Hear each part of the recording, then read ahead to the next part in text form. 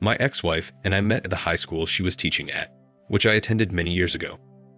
I was invited one year to speak at the commencement. I'm an orthodontist. My wife never signed a prenup at the time. I didn't even consider it. But luckily, I didn't have to pay anything. I've heard so many horror stories of men that make great money and lose it all. I'm no millionaire by any means, but I make significantly more than my ex-wife, especially now since she's lost her job. When I first met my ex-wife, I was very interested. I was still a young, handsome man at 32, just starting my practice with my friend and business partner. Anyway, my ex-wife was gorgeous. The principal introduced me to other speakers and some faculty that day that would be assisting during the commencement. My wife was 27 at the time. Instantly, there was attraction between us both. With my lack of game, as most of you would call it, I didn't flirt. I just kept it professional. But when I started noticing her flirting with me, I couldn't resist.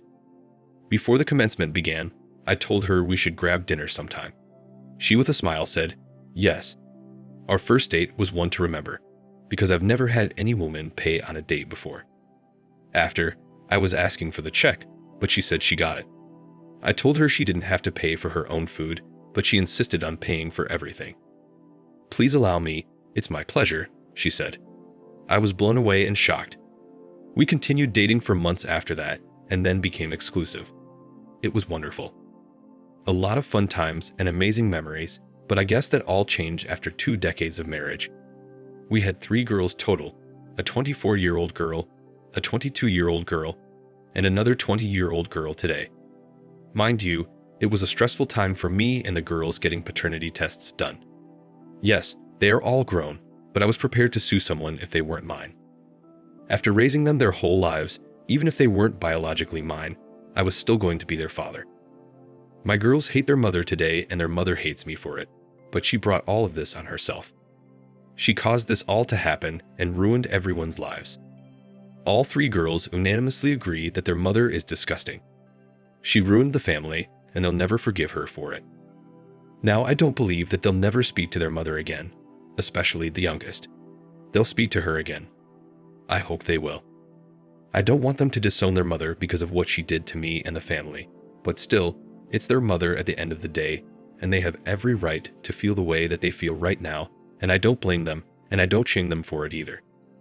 In 2005, one night in bed, my wife laughed when she said this, "What do you think about an open marriage?" Not saying that I want one, but would you ever do something like that? My response was, "Why would you ask me this?" She said she was just asking because she was curious. I said absolutely not, and asked if she wanted an open marriage. It's so funny hearing all these stories today after doing some searching online and finding video about these things. A lot of these stories resemble my story, at least as far as the initial requests for open relationship or bringing up the topic. But these wives acting as if they have no interest in it is laughable now. So after a while, she brought up the question again, and in return, I asked her what she thought about divorce. She quickly shut up and dropped the topic. Stupid me. I thought I shut it down, but I was wrong. That's a sign of her wanting an open marriage, or she's cheating. Now, do I have evidence that she was cheating at this time? No. I believe she at least wanted to. We're going to fast forward up to the pandemic. This is when I found out everything. I found out my wife had been having an affair with a coworker, another teacher who was also married. They have been sleeping together for 12 years, 12 freaking years, and I had no idea. My wife even got rid of a child of his because she was sure it was his because apparently, at this time, our bedroom was a little non-existent, which is another lesson for anyone. If you and your wife are not having intimate relations, she's more than likely having it with someone else. I personally never strayed and ever wanted anyone else. I loved my wife. I loved my family. I wasn't going to do anything to ruin that. I read just as many stories where men and husbands were cheating as well, and whenever I read those stories, I say, well, maybe I'm just different. I've always drowned myself into work and my family. When I was able to have my own family, I wasn't interested in any beautiful woman that crossed my path or anyone that worked with me or for me. I didn't look at them that way whether they were single or not. I had a wife and a family, and I respected that. When I said those vows, I meant it. But apparently, My wife did not. The pandemic was a tough time. Business did slow down. At least my office, usual clients will still come in, but I did notice a decline in people coming in overall. It didn't hurt my business at all. We maintained till this day, but just seeing what was going on in the world was a little scary because no one knew what was happening and what was going to happen, and if we were going to make it out of this. My wife kept teaching, but the teaching was done at home. Eventually, she would go into the classroom where some students would be in the school and other students would be at home, and it would switch back and forth, but I caught her cheating when she was fully working at home, teaching from home during summer school. One day, I came home from the office for lunch. Sometimes I would usually do so. I'd come home and prepare lunch. I went home that day. My wife was in our downstairs office giggling and laughing. I thought they're talking about something funny in one of her classes or something. Until I heard her say, "You've always made me smile, but what would I do without you?" I heard it loud and clear. She was in the office, but the doors were open, and she had no idea I was home. I crept over to the side of the door, and I was still listening. You could hear a guy on the other end of the phone, and my wife was just giggling and laughing, and they were flirting. My wife said, "You're going to have to get your wife under control." I was confused and wondering why she would say this, but I continued listening. She then said that she does love her husband with all her heart, but she had needs, and that what I didn't know won't hurt me. That was enough for me to walk into the room and asked who she was talking to. She jumped, turned around and looked up and ended the call. I asked who she was talking to and she said it was a friend, startled and scared. She said it was a coworker and they were working together for class, that they were discussing some things about work. I asked if she wanted to try that again. I asked her one more time who she was talking, and she sighed and sat silently. Not a single word. I approached her and she started crying. I asked why she was crying and she said she was so sorry. I told her I heard everything. I recounted the whole conversation, and I finally asked her who she was cheating with, that I wanted to know immediately. Her reply was, "Honey, please, please." I said, "Please what? It's obvious that you got caught cheating. I want answers." She threw her hands forward as if to tell me to stop. She took this deep breath and said it was Ken. I knew this guy and I've met him. He teaches algebra at their high school. She continued to tell me that she has been having an affair with him, that she was sorry and was going to end it, but she just didn't know how because he loved her and he really wanted to leave his wife for her. Said she felt bad for him, but felt like she didn't have a choice, that basically it's not her fault that she cheated on me. I approached her even closer. I was looking down at her while she was sitting down. I said she better hope and pray that my girls are mine, and that we were getting a divorce, and she was getting the F out of my house.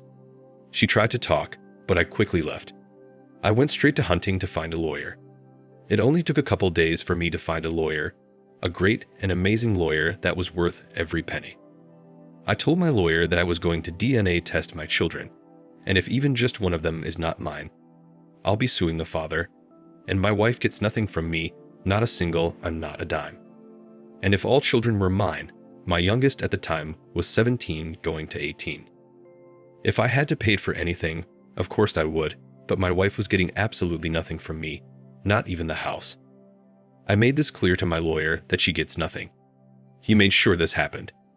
I hired a PI suggested and put together by my lawyer. He stated that we needed evidence of infidelity on my wife's part. He also scolded me and was asking if I had ever cheated on her, abused her, been arrested for DUI. He kept asking me those things and sometimes in different ways. I now know he just wanted to be sure there was nothing on me to present me as the perfect husband. Of course, no one is perfect, but I can comfortably say I was darn good to my ex-wife. She never wanted anything during the marriage. After speaking with the PI, and me giving permission to search through the computers in my home and anything that was in my home, he discovered emails, secret credit cards, phone number application. Her and this man had been having affairs for years since he started working for the high school in 2009. My wife was pregnant with his baby. He retrieved documents via email stating the appointment to terminate the kid. Everything. I couldn't believe I was sleeping next to someone who was betraying me. Every night we'd kiss each other, say goodnight, that we loved each other. How can someone do those things and carry on an affair like it's nothing? My wife moved out and stayed with her family. All three of my girls were initially upset with me. Her mother told them a completely different story about what happened. I don't know how the heck she thought that lie would keep up, but she told them that I've been mentally abusing her for years, that she did her best to hide it from them, and never wanted either of them to lose their father, so she never filed for divorce. She told them that she had plans to file for divorce once they were all grown and out of the house, and that she was also terrified to divorce me. She said she found comfort in her coworker, but never slept with him ever, that he had only been a friend to her. My oldest daughter led the three of them when they came home to confront me. My oldest is a very tough cookie. She's a personal trainer and very successful within her industry, but she got in my face and confronted me. She was asking me how dare I abuse their mom like that, and what the F was wrong with me. I said, "Abuse? I never abused your mom." "Who told you that?" My youngest said, "We talked to mom, and she said you've abused her for years," as she burst into tears. I grabbed her to hug her and speak. "Your mother is a god-darn liar. I never abused her." I discovered her affair with her coworker and evidence that she was pregnant with his child, which she terminated.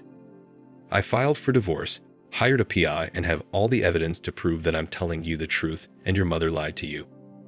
My oldest asked for the evidence, and I showed them everything.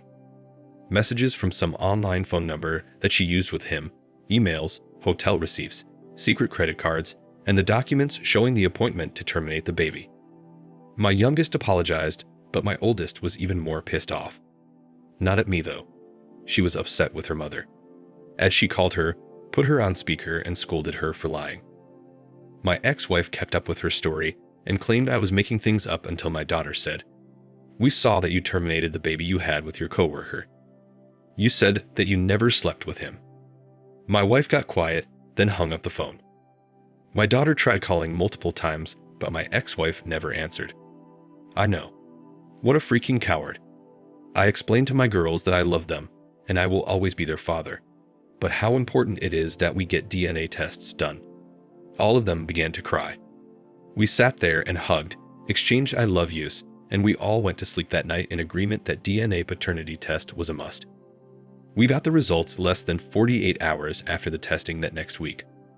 All three were indeed mine. We all cried again when we found out. That time, it was tears of joy. My daughters told me they will be by my side through all of this, and certainly they were.